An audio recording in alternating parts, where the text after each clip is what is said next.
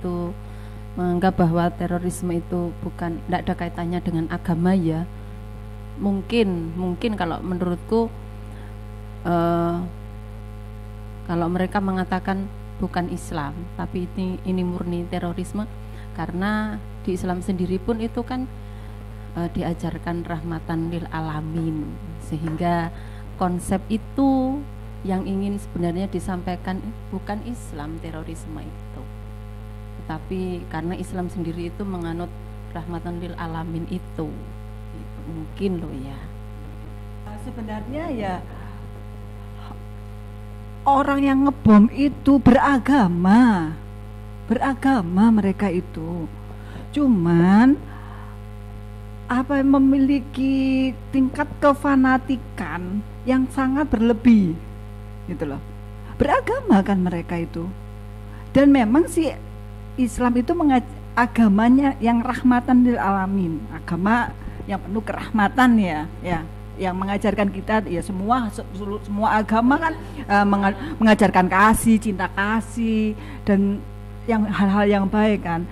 Tapi di sisi pengebom ya, teman-teman bukan nggak boleh ya kita ngomong ini ya teman-teman juga ya yang punya pemahaman radikal gitu kan ya teman-teman kita juga ya, itu tadi kalau konsep-konsep yang selama ini kalau kita lihat di media sosial terutama Twitter ya, itu memang lebih jahat gitu ya kata-kata daripada yang di IG ataupun di Facebook. Twitter itu memang kalau kita nggak siap ya sudah lihat aja, tapi memang komentarnya itu sangat sadis, lebih sadisan daripada yang di IG atau di Facebook.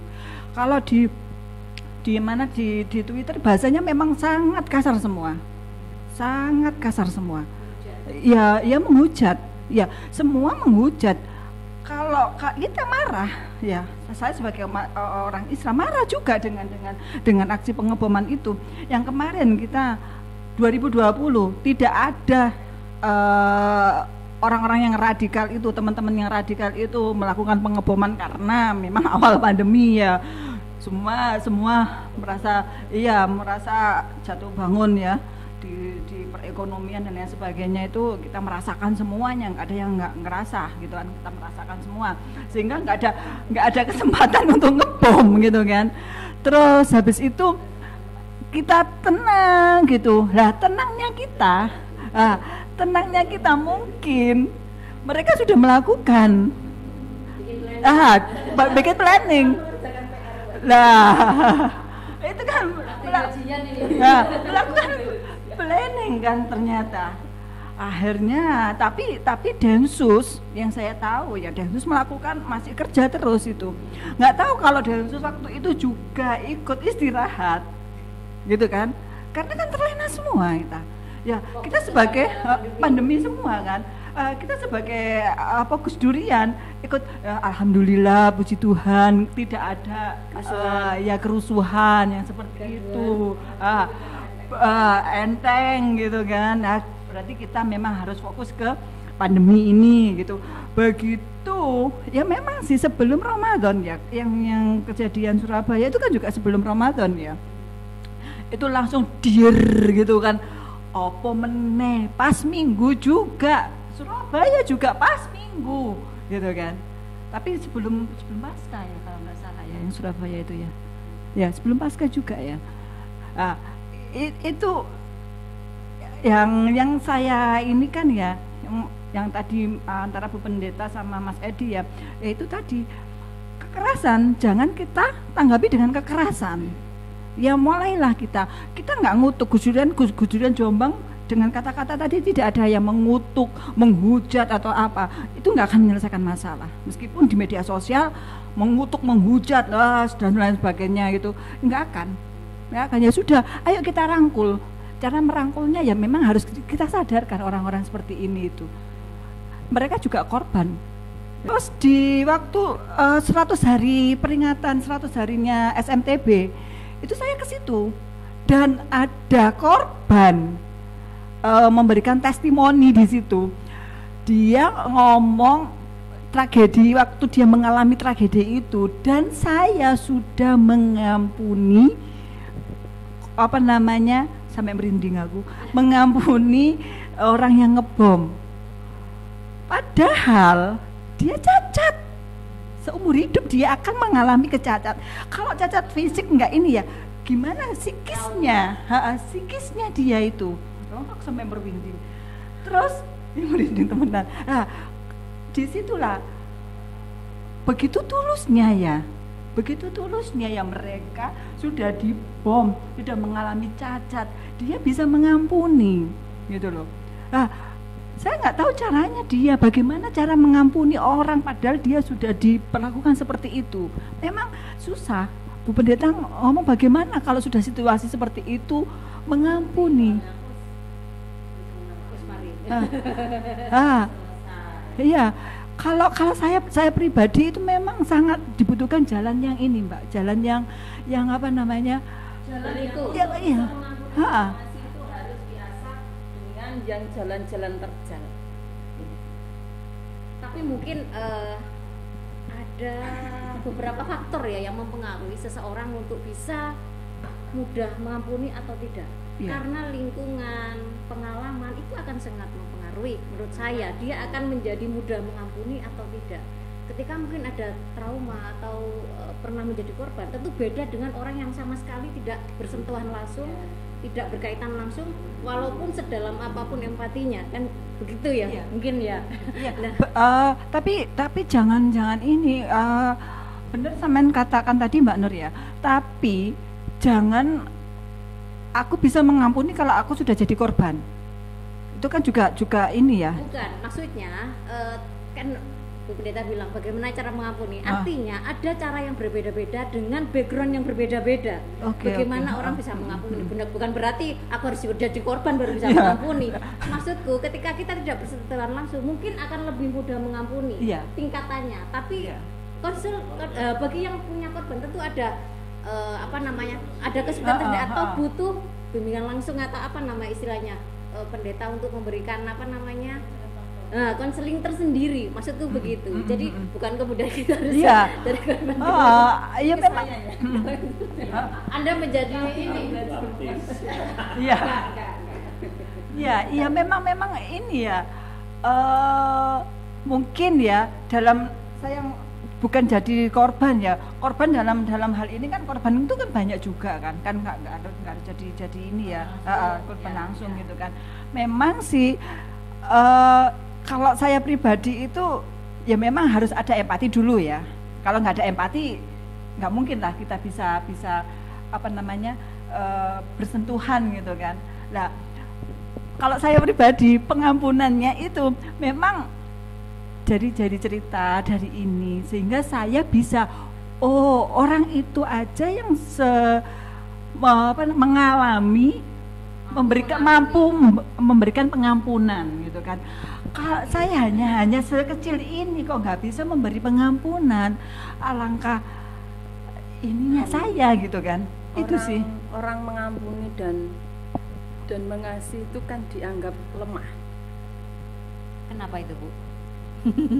Ya, kenapa kita sering mengajarkan untuk bisa menang dengan keras, dengan melakukan sesuatu dengan kekerasan, menyelesaikan sesuatu dengan kekerasan, karena dianggap orang yang mengampuni, mengasihi itu lemah. Nah, kalau saya sering menyampaikan, dan bagi saya sendiri, orang mengampuni dan mengasihi itu bukan orang yang lemah, justru itu adalah orang yang menang dengan dirinya sendiri, menang dengan keegoisannya sendiri. Karena mengasihi dan mengampuni itu bukan untuk menyelesaikan yang sekarang, tapi untuk bahwa orang yang mengampuni dan mengasihi itu bisa melihat ke depan.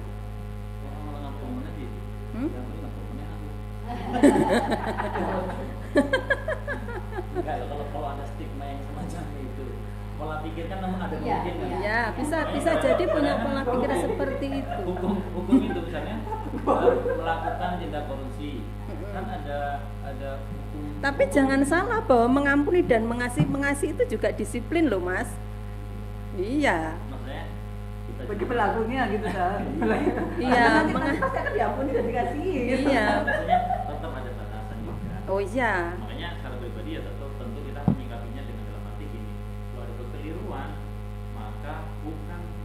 melakukan tindakan atau kekerasan ya, atau tindakan kekerasan baik itu dalam bentuk fisik atau dalam bentuk verbal, bukan seperti itu juga yang harus kita lakukan.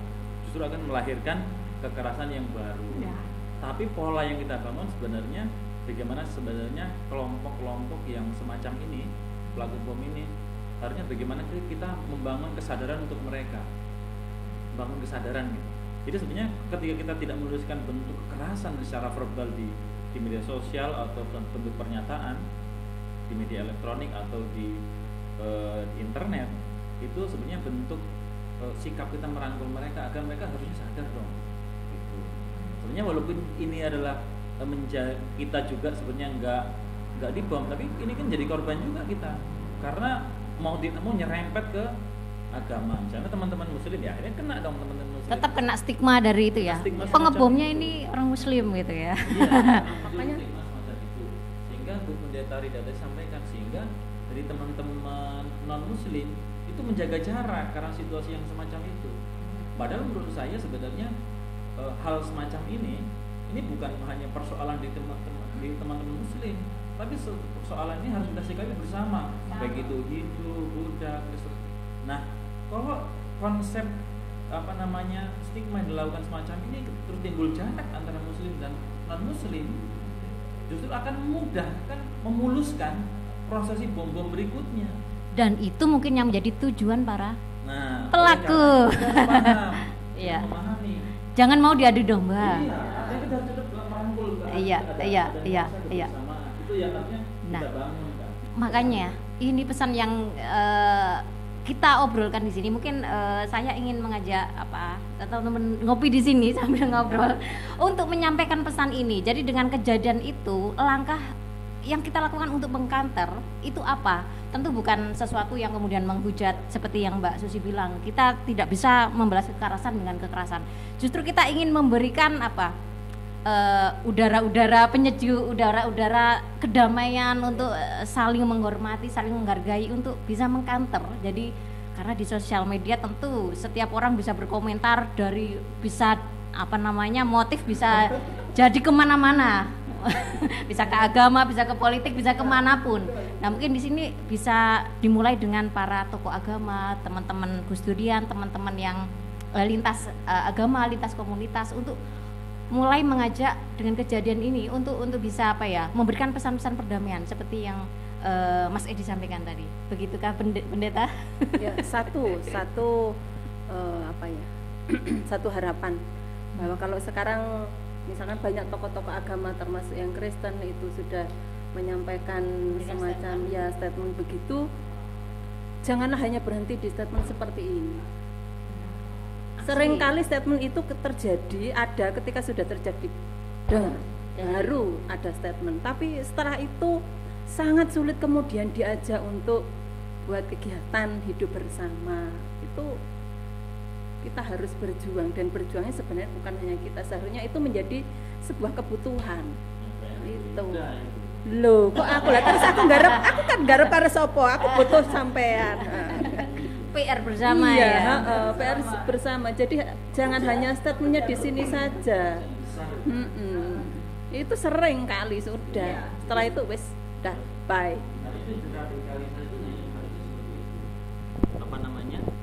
Deradikalisasi sebenarnya bisa harus mempertemukan seluruh elemen agama yang misalnya kalau di satu kabupaten lah ada pertemuan-pertemuan yang memang membangun kebersamaan.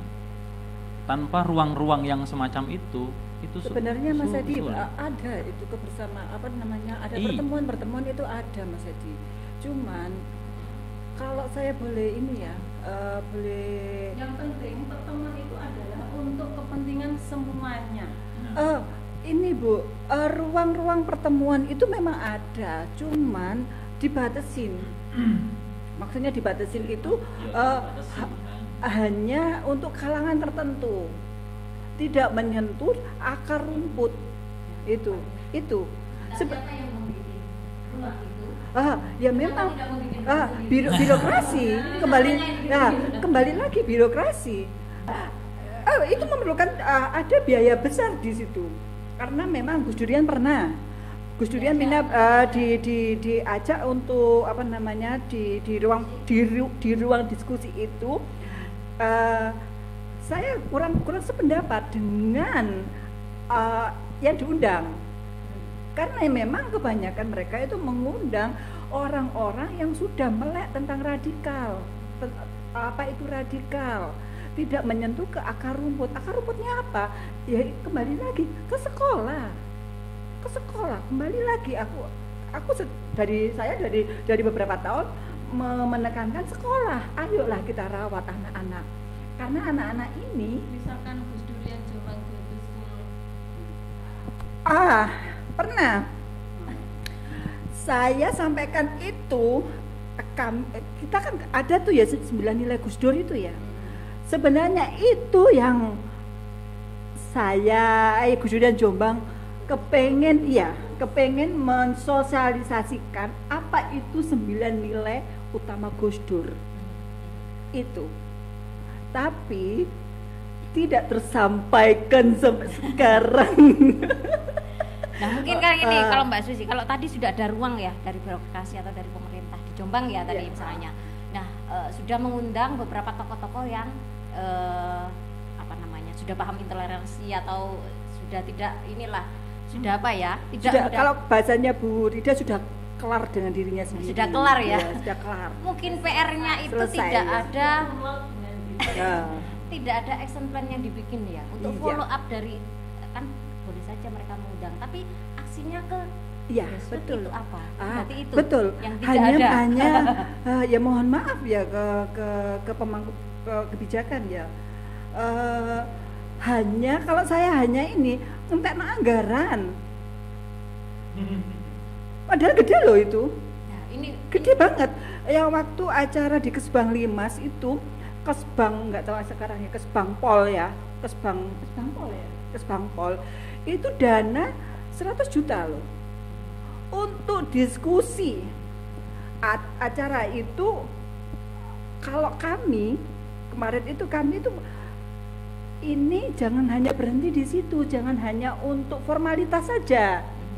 Kegiatan itu marilah kegiatan yang berkelanjutan, gitu loh. Ya. Ini Mbak, apa namanya, kemerdekaan kita itu kan nggak kita titipkan pada orang lain. Dalam arti gini, misalnya kita kan terlepas dari apa namanya mengenai tindakan kekerasan semacam bom ini, dan ini kan menjadi PR kita bersama.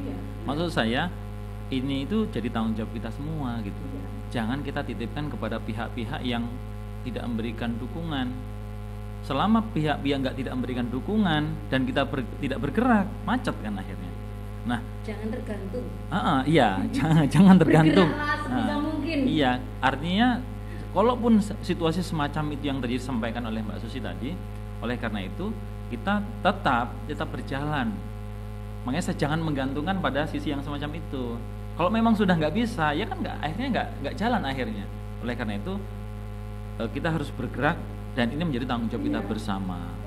Nah, ya makanya Gus Durian Jombang itu mendorong situasi itu bisa semacam itu gitu. Oleh karena butuh orang banyak sebenarnya untuk menciptakan ruang-ruang komunikasi dengan teman-teman dari Kristiani, dengan Katolik, dengan Hindu, Buddha, pertemuan dan apa namanya ada diskusi-diskusi semacam itu sehingga stigma negatif itu menjadi hilang gitu. Saya begitu. Jadi harus gerakan bersama. Jangan menitipkan loh. Kalau dititipkan ini susah jadi nanti. Bisa salah alamat ini. Ya, teman-teman kayaknya ini lumayan kita udah ngopinya sampai pendeta ini sudah, Mbak ngopinya sudah habis ini ya. Selain bertemu dengan jemaatnya ini. Baik, kayaknya cukup asik ya kita ngobrol pada siang hari ini dan semoga saja para sobat sufi dan juga para warga Jombang yang bisa menangkap dari obrolan kita siang hari ini. Apa yang ingin kita sampaikan adalah bukan kita ingin menghujat, tapi kita ingin introspeksi sebagai apa ya, umat beragama, agama apapun ya, karena tidak menutup kemungkinan itu bisa terjadi pada siapapun. kebetulan saat ini atau beberapa saat yang lalu memang umat Kristiani yang menjadi korban. Dan juga mungkin langkah-langkah yang harus dilakukan adalah kita tetap bergerak untuk sesuatu yang damai, menyebarkan sesuatu yang positif ya, jangan memberikan energi negatif karena ini sudah pandemi. Kalau banyak negatif nanti imun turun, ngedrop, kita bisa kena COVID ya. Pas pandemi. Jangan positif maksudnya. Wah, itu hal yang lain ya. Mungkin yang terakhir ya, ada satu pesan terakhir aja ya, kalimat yang pendek, closing statement ya untuk siang hari ini. Apa yang menjadi pesan pendek untuk para warga di Jombang ini? Apa untuk kita mengajak supaya tidak terjadi hal-hal yang berbau terorisme atau hal-hal yang berbau radikal dan fundamentalisme ini? Mungkin Mbak Susi. Kalau saya sih, ayo kita berdialog, ayo kita sering ngopi bareng biar biar pikiran ya nggak salah paham, biar wawasan kita ini nggak hanya satu sisi aja, dan pergaulan kita jangan dibatasi hanya sesama di kalangan Islam aja, jangan seperti itu ya. Ayolah kita berkumpul dengan semuanya gitu loh. Itu sih. Silakan pendeta. Closing statement. Ini Kartini bisa jadi gantian join ini, tapi nggak boleh di pandemi misalnya. Iya. Closing statement saya itu berupa pertanyaan. Lebih penting mana uang dan niat? Dua-duanya penting. Ya publik yang menjawab kalau. Iya, baiklah. Nggak apa-apa. Tapi menurut saya ini ya, kalau uang itu bisa dicari. Tapi kalau niat itu nggak bisa dihutang, nggak bisa dicari kepada orang lain.